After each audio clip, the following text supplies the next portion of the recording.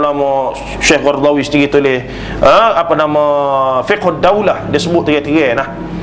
Begitu begini boleh dibenarkan, dan itulah keluasan fiqh dalam Islam yang melihatkan maslahah manusia. Tapi adakah cukup setara tu? Tak cukup, kena baiki semua, kena baiki semua. Sebab sistem demokrasi membenarkan apa sahaja dibincangkan. Kalaulah kata dalam parlimen tu majoriti kata Tuhan ni tak wujud,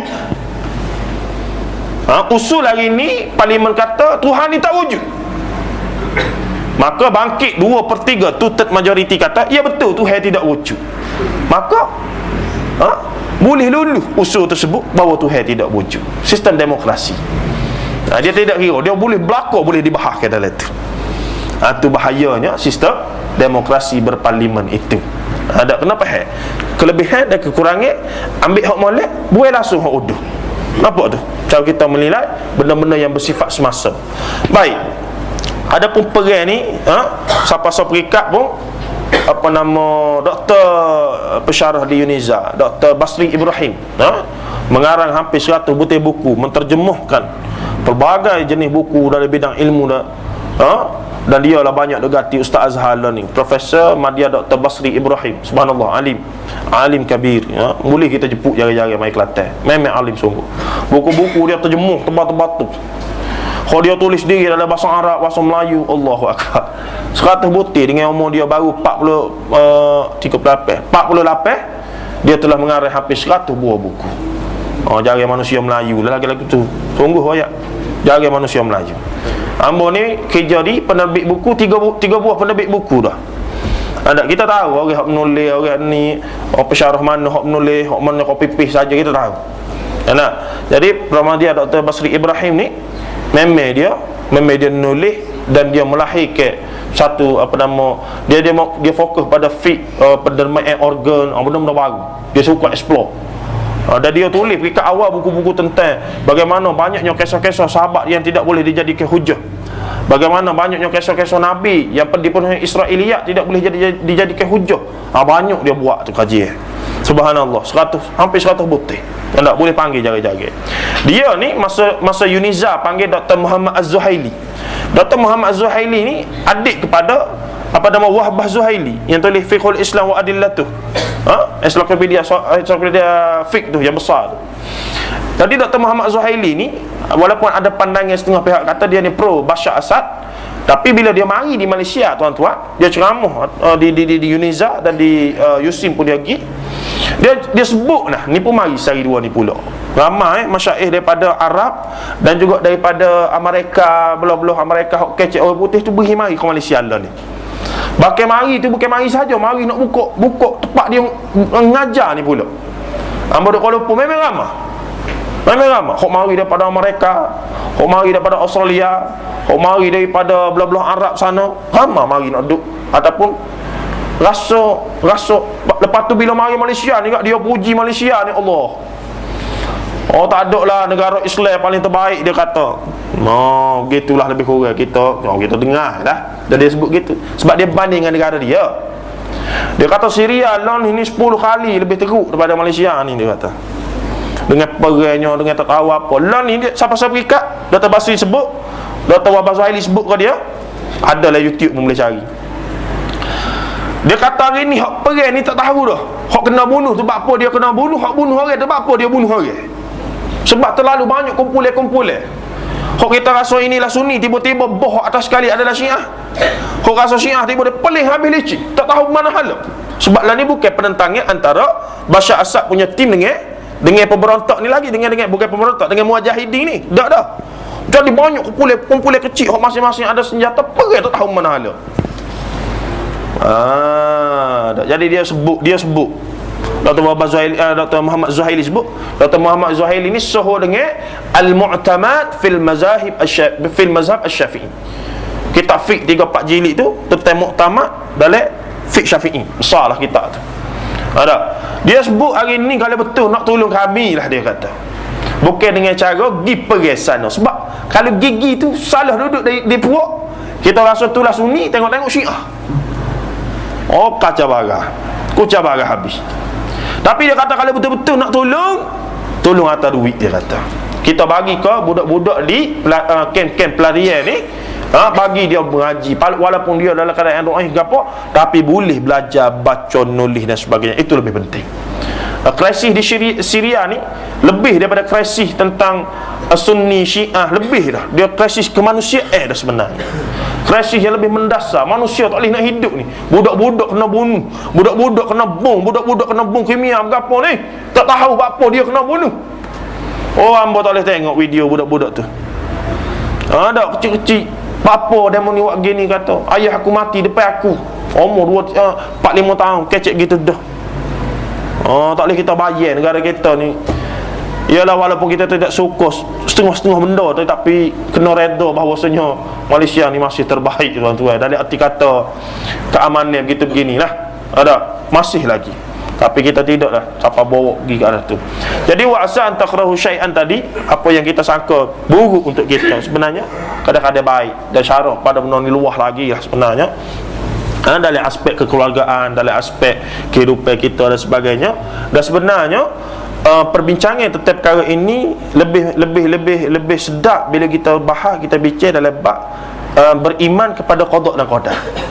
Dalam buku Syekh Said Sabiq, dia tulis Al-Aqaid Al-Islamiyah, dia sebut khah dalam bab qada dan qadar. Ibn Qayyim Al-Jauziyah ada sebut dalam Fawaidul Fawaid, dan juga dalam buku khah dia tentang qada dan qadar.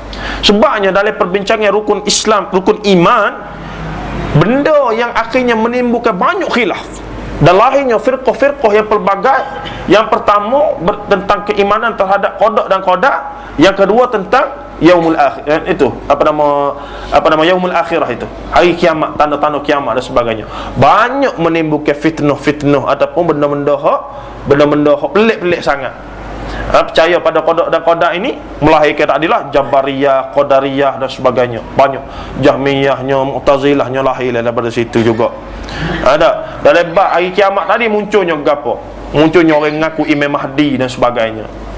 Betapa ramai orang mengaku sepanjang zaman ini, orang mengaku Imam Mahdi, orang mengaku jadi Nabi.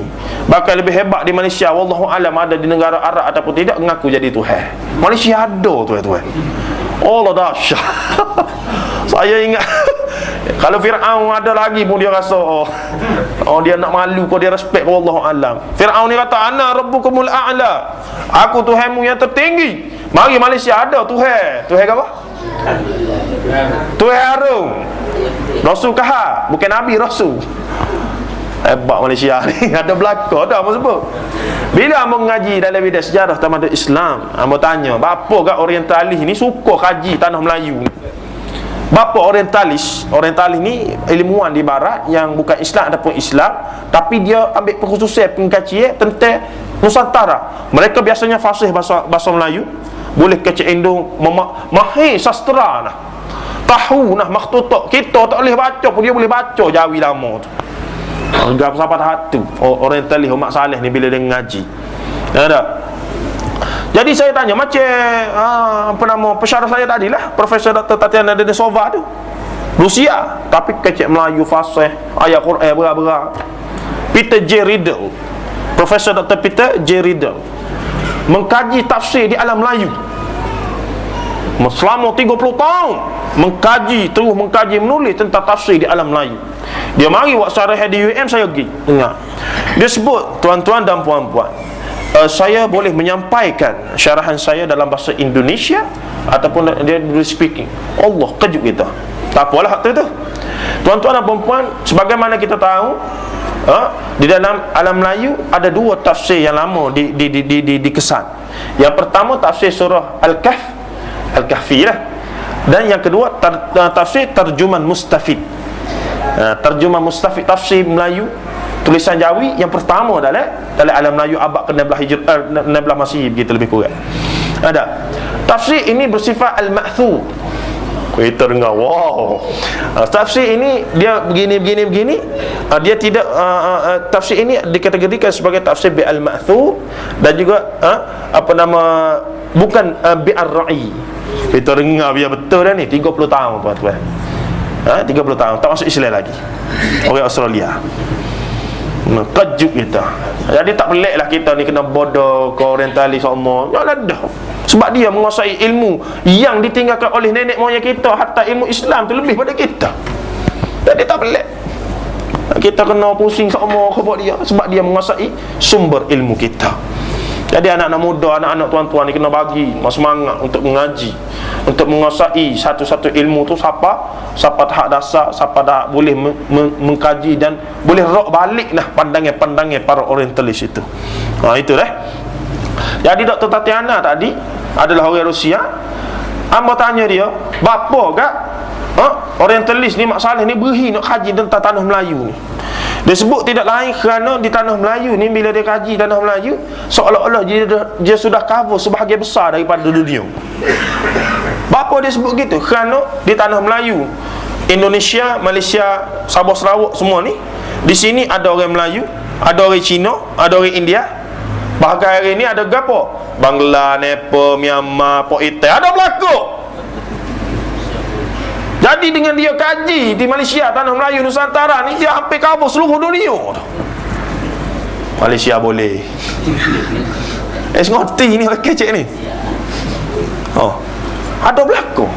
Kenapa dia tak ada di Kuala Lumpur? Myanmar, Nepal, Filipina. Waktu baru ni Afrika ni, Pok Itai mari duduk, beli bangunan, perumahan tu hampir pok dia saja duduk. Malaysia boleh. Malaysia boleh. Kita Kelantan ni alhamdulillah lah, tak sampai tahap tu lagi. Kuala Lumpur. Kita pula bila duduk dengan pok dia terasa kita ni orang asing. Aku duduk mana ni? Paling kiri kanan. Jadi apa tu? Apa demo ni suka sangat? Kerana tanah Melayu ni istimewa. Kalau kita cerita panjang lagi lah, jadi tanah Melayu ni bermulanya perkembangan ilmu dan sebagainya. Ulama-ulama dulu, bagaimana ulama daripada India, Syekh Nuruddin Ar-Raniri daripada Rani, Gujarat, India, ngaji di Mekah, mari duduk di Malaysia jadi mufti Pahang, patugi pula di Aceh sana, Aceh Darussalam, untuk jadi mufti di sana, Syekhul Islam di sana. Antara kitab hadis yang terawal dikarang, disusun oleh Syekh Nuruddin Ar-Raniri, dan dia bermusuh ideologi dengan Samsuddin As-Sumatrani yang menganut wahdatul wujud daripada apa nama syekh dia yang lebih bertinggi, iaitu Hamzah Fansuri. Sampai apabila dia jadi mufti tu, dia bakar kitab-kitab tasawuf yang dikatakan punya pahaman wahdatul wujud di depan Masjid Agung Aceh itu. Lebih pada kita pun dia balas sebenarnya. Nak katanya Syekh Nuruddin Ar-Raniri ni orang India, tapi 30 lebih kitab dia, hampir dekat 35-36 butir, lebih kurang begitu, dekat 30 butir dalam bahasa Melayu tulisan Jawi. Bapa tu? Sebab masa tu Tok guru hak besar duk mengajar Mekah tu tidak lain adalah orang Melayu ramah. Bila dia pergi sana, dia tidak mengaji saja, dia kali dengan belajar bahasa Melayu selalu. Inilah Fatani lah, apa begitu-begini tu lah. Ada. Dan bila habis saja situ, dia nak pergi mengembangkan karya dia di mana? Kerjayanya sebagai dai, sebagai ilmuwan tu di mana? Tidak lain dia mari ke tanah Melayu. Begitu sekali hebat Ketahanan Melayu Melaka pada masa itu, Aceh, Pasai dan sebagainya, yang begitu sekali menjadi kita kata pilihan selepas jatuhnya kota Baghdad yang diserang oleh Tartar pada tahun 500 Hijrah tu. Jadi orang pindah ke arah Asia Barat, dan antara tempat yang jadi tumpuan adalah di Nusantara ni, tanah Melayu dan sebagainya. Jadi tuan-tuan, sebagai kesimpulan, kaedah yang kedua ini adalah, meskipun satu benda tu kita tengok tak berapa baik pada mata kita, tapi hakikatnya ada benda yang mungkin benda tu sebenarnya baik untuk kita. Mungkin benda tu kita tengok baik untuk kita, tapi hakikatnya Allah Ta'ala tentukan dia tidak berapa baik untuk kita. Kalau dalam kehidupan saya teringat saya baca satu buku motivasi. Seorang ni dia dinaikkan pangkat. Dia ni jadi timbalan pengarah kilat tu lama, timbalan ketua bahagialah kita kata lama dia jadi. Tiba-tiba bila ketua dia pecing, sepatutnya dia naik jadi ketua. Dia naik jadi ketua, ni cerita lah, ni cerita motivasi, tidak ada riwayat yang kita tanya pula riwayat mana gitu-gitu ni. Cerita yang ni. Bila ketua dia tu pecing, sepatutnya Ghalib kata dia lah naik kan. Dia lama jadi timbalan lah ni. Tapi tiba-tiba pengurus atas mengambil orang lain jadi bos dia. Marah lah weh. Tak puas hati lah, duk tunggu 10 tahun dah ni nak naik jawatan utama ni, jadi CEO lah berapa ni. Dia sebagai bos baru ni kena lapor lah, ataupun kena lapor diri ke ibu pejabat dia di Jepun sebagai contoh. Takdir tu dalam cerita tu lah saya baca, bukan motivasi, dia karya ikut dia ya. Cuma kita boleh ambil lah ibrah mengajar tu. Jadi dia, bos baru ni mendapatlah penghormatan untuk pergi jumpa dengan ibu pejabat dia di Jepun, luar negara mana tu. Dalam perjalanan tu tergelar macam MH370 lah, pendek ceritanya macam bila dalam tu kemalangit dan dia mati lah. Jadi timbalan tadi ni hak sepatutnya dia nak jadi ketua ni, dia meneng lepas tu. Dia kadang-kadang kalau dah takdir Tuhan kata betul aku naik jadi ketua, maksudnya akulah hak duduk dalam kapal terbang tadi dan aku telah mati lah. Dekat awal dia tak suka kan, dia kata lah, apa benda ni tak jadi pada aku ni, kejat. Maksudnya tak puas hati lah. Tapi bila dia tengok gitu, dia kata patut Tuhan ada perancangan yang lebih baik. Tidak, aku dah mati dah kalau aku jadi ketua tu. Banyak cerita gini, tuan-tuan boleh tukar watak-watak dia ikutlah pandai kalau ceramah kan. Tukar je orang ceramah yang begitu ya. Nah, orang ceramah motivasi ni tukar watak gitulah. Nak sampai cerita tu lah. Jadi InsyaAllah saya kira kaedah kedua ni faham dah tu. Saya pun pusing sikit bagi maklumat-maklumat yang luar-luar daripada tu pun dah agak banyak juga. Jadi saya kira 8.30 dah kita nak berhenti. Tapi mungkin ada soalan lah untuk nak tanya ke, bagi pandangan ke, nak tegur ke, tak apa, tak ada masalah insyaAllah. Dan sebelum hamba lupa, esok mana kita? Masjid Telipuk. Untuk kaedah ketiga daripada buku Qawaid Quraniyah ni, kita akan bicara qawaid yang ketiga. Dan saya harap sana ada slide lah, sedap sikit lah. Jadi boleh tuan-tuan yang mana rasa nak ikut lah penjelasan daripada qawaid Quraniyah ni, Syekh Umar bin Abdul Al-Muqbid, hamba jemput lah pergi sana juga insyaAllah. Jadi ada kau soalan kalau nak tanya?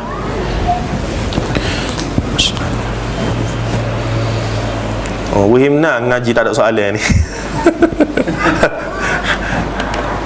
Tak ada deh. Tak acing soalan. Boleh. Kalau ni jadi kita berbayar-bayar lagi kapok kita nak handle dengan ustaz pagi. Apa dia? Dalam ustaz pagi tu kapok kita boleh handle malam ni. Baik, secara asasnya adalah titik tolak sebuah pengajian Islam itu mesti kita kata kita kena pandai beza. Bila kecek hak akidah dengan ibadah, ini asas usul sebenarnya lah. Bila kecek akidah dengan ibadah, mesti nak dapat tidak ada sumber dan nas daripada Quran itu sendiri. Dah, kerana tujuan Nabi mari ni tuan-tuan kena dengar betul ni. Tujuan Nabi mari ni yang pertama betul akidah manusia, yang kedua ajar manusia cara beribadah pada Tuhan. Dua benda tu Nabi mari ni. Tujuan Nabi sepanjang zaman mari ni 25 orang yang kita wajib tahu tu, tidak lain yang pertama dia bawa syariat membetulkan akidah manusia bahawa Tuhan itu satu, mengesahkan Allah Jalla wa Ala semata-mata, tidak ada lain selain daripada dia. Bahkan kalau kita tengok syarah pada la ilaha illallah, bapa mula daripada nafi kemudian baru isbat tu pun sudah cukup untuk kita rasa Allahu Akbar. Bapa kalimah la ilaha illallah lah yang membezakan kita ni dengan orang kafir. Itu yang pertama. Yang kedua, bila dah berakidah kepada Allah Ta'ala ni satu, Nabi pun ajar kita cara nak beribadah, memanifestasikan akidah dengan cara ibadah. Dan Nabi ajar juga sebutik-sebutik ibadah tu lagu mana. Ni yang nak bawa pada qawaid Quraniyah ni. Nak kata kaedah Quran ni kaedah terbaik, yang akhirnya kita kena faham benda tu. Ada boleh kaji tu, tidak jadi panjang lagi ni. Tak apa, kita jumpa esok boleh. Pak Adin tanya ya? Banyak lagi ada tapi takut masuk. Lah jadi panjang tu. So lagi kau dua lagi kau. Pak Adin nak tanya apa? Kalau boleh sambung Ustaz pasal dalam konteks kita masyarakat sini. Jadi banyak contoh yang saya rasa mesti tafsir ada. Ayat-ayat tafsir yang ikut selera dia lah. Contoh dia tak ada salah. Tafsir itu seolah-olah katakan kurus, contoh lah kata kurus kan konteks Memang ada kalau kita tengok ulama-ulama kita so hakikat dua dari adalah mentafsirkan daripada ayat Quran tu mengistilahkan kita dua bapa ini naik cek ramai ulama mengatakan ada benda secara spesifik lah. Kalau kita dua dengan bilang yang hari itu menjadi dasar drogkan dia sama gitu. Mau banjir dia cerita banjir benar tu. Belum pakai kita. Ya ke akidah tu? Dah kalau dia pasti benda tu dasar. Bila kata benda tu akidah jadi bahaya tu. Sebab benda tu tidak berkaitan dengan akidah pun. Kalau dia kata tak keluar, maka kita tak dapat tahap. Oh, tak kena lagi tu. Tak kena lagi tu dah. Jadi ni tu pagi tadi hamba ada analogi mudah lah. Hamba analogi Islam ni pos sebuti rumah. Kalau hamba boleh ringkaskan ni, agama Islam ni sebagai sebuah rumah. Dan sebuah rumah ni dia banyak pintu. Ringkas cerita lah. Dari pintu ni ada banyak jenis. Ada pintu besar, ada pintu kecil, ada jendela kecil, ada pintu gerigi kalau jaga dan sebagainya. Masalah kita learn ni, bila kita tengok Islam ni kok nyela kita masing-masing. Jemaah tabligh tengok kok nyela dia kata inilah Islam yang terbaik, confirm masuk syurga. Jemaah sufi dia tengok kok nyela dia kata inilah jemaah terbaik, inilah confirm masuk syurga. Jemaah politik kata inilah jalan politik, jalan Islam yang terbaik, inilah masuk syurga. Golongan salafi dia tengok kok inilah hak terbaik masuk syurga. Jadi kita masing-masing keling, kok pintu kita, kok nyala kita masing-masing. Kita tak cuba tengok kok gapo. Kok gapo? Rumah nak masuk ke dalam rumah Islam ni masuk kok gapo? Kok pintu. Pintu ni gapo pintu ni? Quran dengan sunnah. Quran dengan sunnah baru boleh masuk dalam rumah. Bila masuk dalam rumah juga